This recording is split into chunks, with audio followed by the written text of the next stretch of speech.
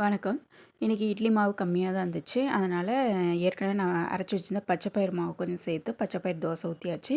அந்த ஒரு 2 கப்பு இட்லி மாவு இருந்துச்சுன்னா, அதுக்கு ஒரு 1/2 கப் பச்சைப்பயிறு மாவும் சேர்த்துட்டு, அந்த மாவுக்கு மட்டும் தேவையான உப்பு சேர்த்துட்டு, தேவையான அளவுக்கு தண்ணி விட்டு மாவு பதத்துக்கு தோசை மாவு பதத்துக்கு கரைச்சி தோசையாக ஊற்றிக்கலாம். இன்னொரு விஷயம், இதில் பயிர் வகை மாவு சேர்த்துறதுனால நம்ம இன்ஸ்டண்ட்டாக உடனே போட்டு சுடலாம். புளிக்க வச்சு சுடணும்னு அவசியம் இல்லை. மாவு புளிச்சிருக்கணும். பட் இந்த பச்சைப்பயிறு மாவு வந்து புளிக்கக்கூடாது.